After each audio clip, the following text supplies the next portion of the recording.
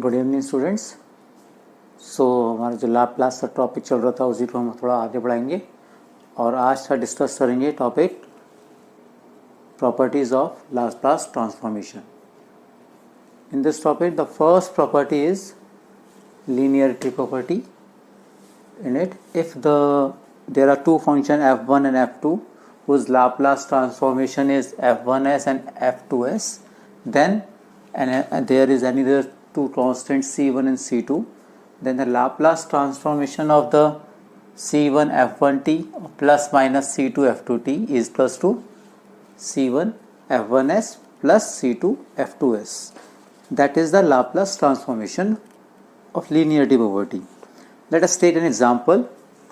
Let's suppose I want to find the Laplace transformation of cos hyperbolic at.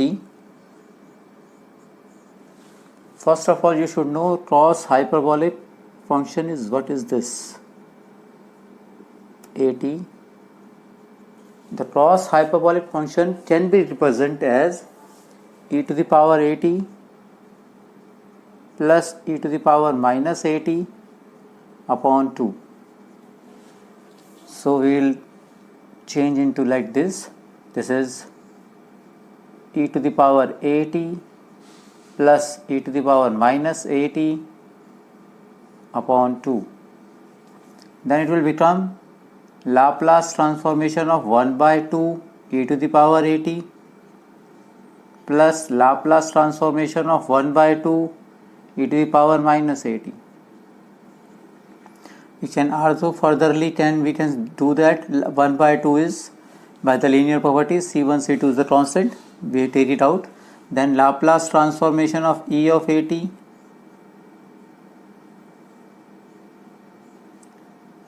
plus 1 by 2 as it is out, Laplace transformation of e of minus at. And you know the Laplace transformation of e to the power at is nothing just 1 upon s minus a. So it will become 1 by 2 1 upon s minus a plus 1 by 2 1 upon x plus a. By taking LCM with us, you will get 1 by 2, that will be 2s upon s square minus a square. Half say half cancel, that is s upon s square minus a square. This is how we will use the linearity property in Laplace transformation. So here the second property, the change of scale. According to this, if Laplace transformation of a ft is f of s, then Laplace transformation of function f at will be 1 by a transformation s by a. For example, I have taken the Laplace transform cos 5t. As we know, Laplace transform cos t is s upon s square minus 1.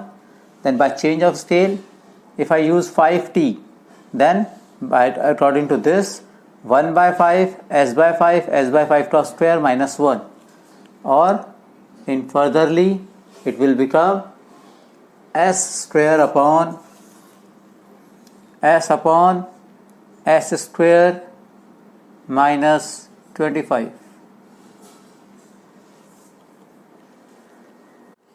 Here is the third property, the first shift theorem. This is the most important part of the Laplace transformation.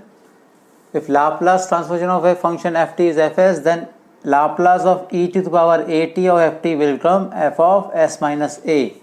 Means जो भी E T power में T के साथ दिया हुआ है वो transformation में एस के साथ सब्ट्रैक्शन में जाएगा. For example, let's suppose I want to find out Laplace transformation of e to the power b t sine a t. Then as we know Laplace transformation of sin at is a upon s square minus a square. इसको मैं पहले ही पढ़ा चुका हूँ.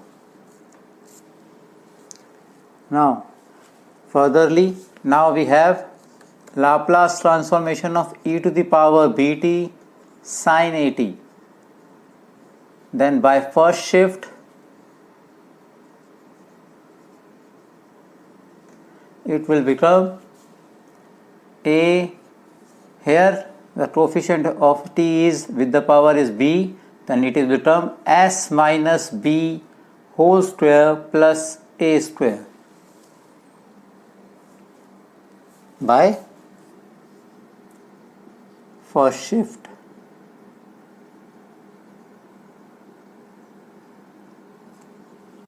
Now, so here is the second shift theorem.